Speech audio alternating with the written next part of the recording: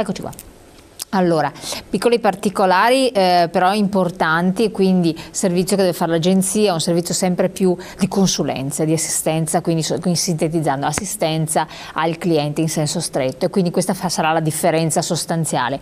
Dal punto di vista di questo onere in più per l'agenzia, perché lei dice sarà una rivoluzione che comporterà una spesa maggiore per l'agenzia e quindi sarà una batosta, ma su questa batosta si rifaranno sui clienti. Come funziona? Proprio in 5 minuti abbiamo a disposizione.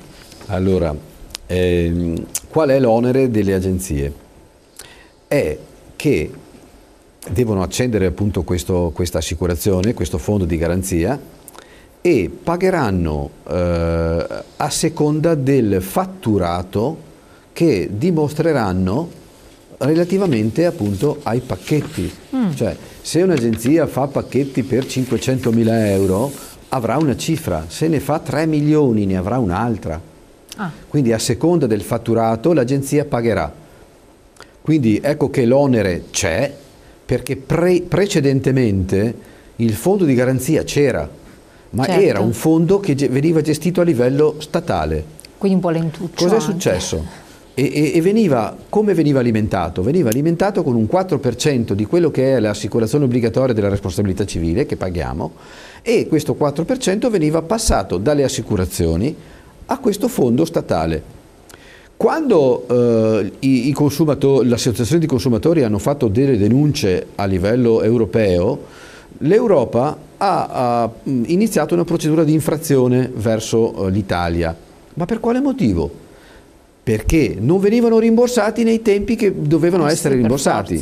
Allora a questo punto l'Italia purtroppo cosa ha detto? E questa è la cosa più brutta: signori agenti di viaggio, adesso pensate voi a fare direttamente la vostra assicurazione, come sempre succede, arrangiatevi, ok? Ma qual era il motivo? Il motivo non era che non c'erano i soldi c'erano, perché milioni di euro erano in questo fondo. Infatti. Ma perché nei fallimenti che erano capitati di agenzie grosse, Ventaglio, Viaggi del Ventaglio, Todomondo, questi rimborsi non venivano portati avanti. Ma perché? Non per carenza di soldi, ma perché erano carenti le strutture dell'ufficio che doveva gestire le cose. Questo lo devo dire in maniera diretta.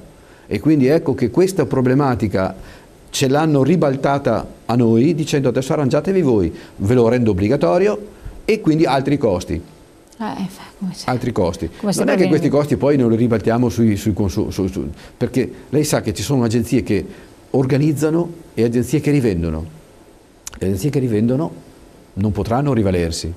Le agenzie che organizzano non è che puoi aumentare di 1 euro, 2 euro a passeggero, ma non è che sia. Quindi ecco, invece ci prendiamo carico di queste maggiori tutele, perché sappiamo che il passeggero è il nostro patrimonio, il cliente è il nostro patrimonio, e dobbiamo trattarlo da consulenti, capendo effettivamente quali sono le esigenze, quindi bisogna che assolutamente li trattiamo in modo che ritornino da noi.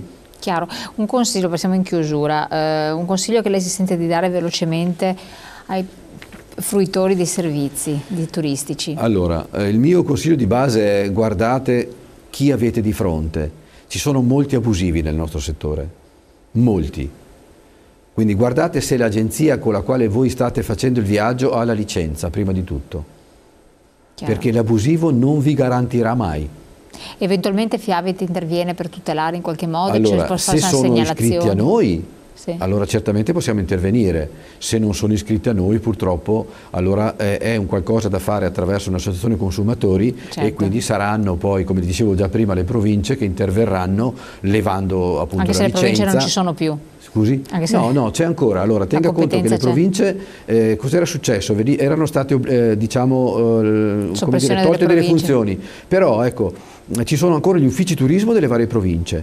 Okay. Questi uffici turismo delle province sono ancora quelli che, delegati dalla regione, intervengono, faranno dei controlli. Perfetto. Presidente, la ringrazio, avremo magari ancora l'occasione di parlare, perché l'argomento senza dubbio ha tantissime sfaccettature, quindi l'avremo ancora nostro ospite. Ringraziamo i nostri telespettatori di aver partecipato, di averci seguito, grazie, e ci vediamo domani.